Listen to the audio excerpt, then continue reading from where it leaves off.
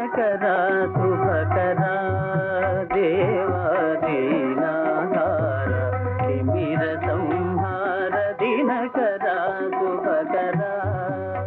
రావణ సంహారం చెయ్యడంలో రాముడికి ఉపకారం చెయ్యడానికి దేవతలందరూ తమ తమ అంశలతో వానరుల్ని సృజించారు. ఎందుకంటే వానరుల పేరు కూడా ఎత్తలేదు. అందుకే అంటారు హనుమ సుందరకాండలో సుగ్రీవో నహిదేవో యమ్నాసురో నచరాక్షస నదానవో నగంధర్వో నయక్షో నజపన్నగ అంటారు. సుగ్రీవుడు కూడా గంధర్వుడు గాడు, యక్షుడు గాడు, పన్నగుడు గాడు. ఆయన వానరుడు, రాముడు నరుడు. వాళ్ళిద్దరూ కలిసి వస్తే రావణ నువ్వు నిలబడవంటారు. కాబట్టి ఇప్పుడు వానరులను సృష్టి చెయ్యాలి. దేవతలందరూ తమ తమ అంశలతో సృష్టి చేశారు. ఒకప్పుడు చతుర్ముఖ బ్రహ్మగారు గొప్ప తపస్సమాధిలో ఉన్నాడు. అంత తపస్సమాధిలో ఉండగా ఆనందభరితమైనటువంటి స్థితిలో ఉండి ఆయన రోమాంచితమై ఉన్నప్పుడు కన్నుల వెంట ఆనంద భాష్పములు పడ్డాయి. మనుష్య సృష్టిలా దేవతా సృష్టి ఉండదు. మీరు బాగా తేడా తెలుసుకోవలసి ఉంటుంది. ఇక్కడ ఈ భూలోకంలోనే అన్ని ప్రాణులు ఒకలా పుట్టవు, 4గా పుడతాయని చెప్తోంది వేదం. జరాయుజములు, అండజములు, స్వేదజములు, ఉద్భుజములు అని 4 రకాలుగా వస్తాయి ప్రాణులు. జరాయుజములు అంటే మావి చేత పుడతాయి కొన్ని, మనం పుట్టినట్టు. అండజములు అంటే గుడ్డు బద్దల కొట్టుకుని గుడ్డు పెంకులోంచి పైకొస్తాయి.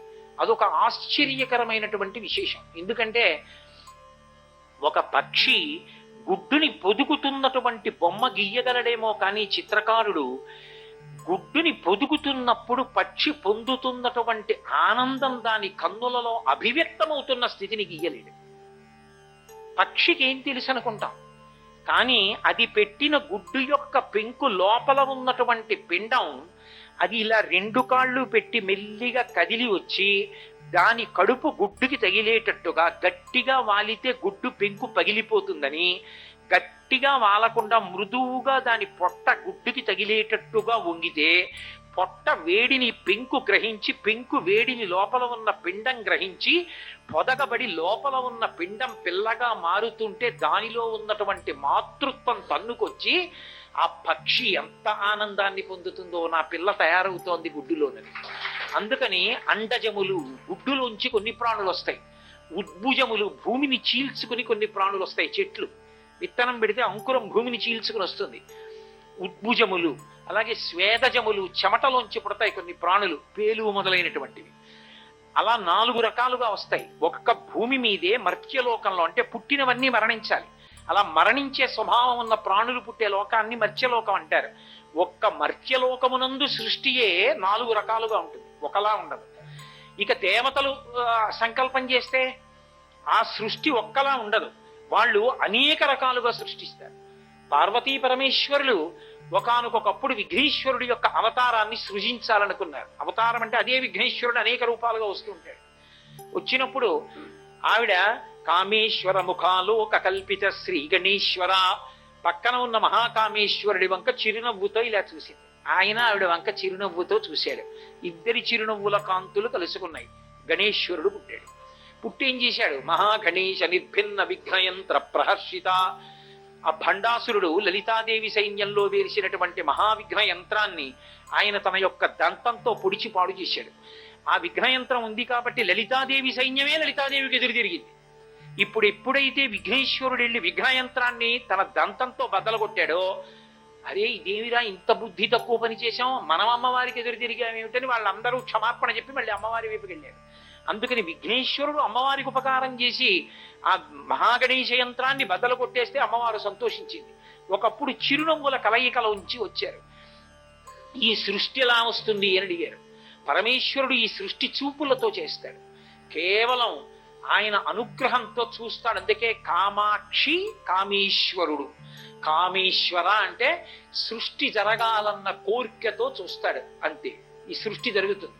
అందుకే పోతన గారు భాగవత రచన ప్రారంభం చేస్తూ ఆయన ఒక మాట అంటారు, నేను ఎవరిని స్తోత్రం చేస్తున్నాను అన్నదాని గురించి చెప్తూ, శ్రీకైవల్య పదంబు చేరుటకునై చింతించదన్ లోకరక్షైకారంభకు భక్తపాలన కళా సంరంభకున్ దానవోద్రేక స్తంభకు కేళిలోల విలస దృగ్జాల సంభూత నానా కంజాత భవాండ కుంభకు మహానందాంగనా ఢింబకున్ అంటారు. కేళిలోల విలస దృగ్జాల సంభూత నానా కంజాత భవాండ కుంభకు కేవలము తన చూపుల చేత ఈ సమస్త బ్రహ్మాండములను సృష్టించినటువంటి ఆ శ్రీమన్నారాయణుడు ఎవరున్నాడో ఆయన యొక్క కథలు చెప్పడానికి నేను ఈ భాగవతాన్ని అంగీకరిస్తున్నాను. దానివల్ల కైవల్యం కోరుతున్నాను తప్ప నేను ఏ బిరుదులు కోరుకోలేదు అంటారు. ఇమ్మనుజేశ్వరాధములకిచ్చి పురంబులు వాహనమ్ములు సొమ్ములు కొన్ని పుచ్చుకుని సొక్కి శరీరము వాసి కాలుచే సమ్మెట మాటలంబడక సమ్మతి శ్రీహరికిచ్చి చెప్పే ఈ బమ్మెరపోతరాజొకడు భాగవతంబు జగద్ధితంబు గన్నని చెప్పుకున్నారు. అంతటి మహానుభావుడు ఆయన. ఈ చూపులతో బ్రహ్మాండములను సృష్టించాడు పరమాత్మ అంటారు. వక్త్రలక్ష్మీ పరీవాహ చలన్మీ నాభలోచన అంటుంది లలితా సహస్రం. మీనాక్షి, విశాలాక్షి, కామాక్షి అని 3 అక్షిశక్తులు. ఆవిడ కన్నుల యొక్క చూపుల చేత పోషిస్తుంది. దృశాద్రాఘీయస్యాదరదలిత నీలోత్పల రుచ కవీయంసం దీనం స్నపయ కృపయా మమపి శివే అనీనాయం ధన్యో భవతి నచితే హానిరియత వనేవా హర్మ్యేవా సమకర నిపాతో హిమకర అంటారు శంకర భగవత్పాదులు సౌందర్యలహరిలో. గోవిందుడిగా కృష్ణ భగవానుడు గోవర్ధనోద్ధరణం చేసినప్పుడు కేవలం తన చూపుల చేత పోషించాడు. బాలుండాడుచునాతపత్రమని సంభావించి పూగుత్తి కింగేలం దాల్చిన లీలలే నగవుతో కృష్ణుండు తానం మహాశైలం మున్వలకేల దాల్చి విపుల ఛత్రమ్ముగా పట్టే తద్భీల భృత్యతు దుశ్శిలాచకిత గోపీ గోప గోపంక్తికిన్ అంటారు. ఓ పిల్లవాడు ఆడుకుంటూ ఆడుకుంటూ అలా వెళ్ళిపోతూ పువ్వు చేత్తో కోసి పైకెత్తి పట్టుకుని పరిగెత్తినంత హేళగా గోవర్ధనోద్ధరణం చేసి ఇలా ఎత్తి పట్టుకుని 7 రాత్రులు 7 పగళ్ళు తన చూపుల చేత పోషించాడు అందరినీ.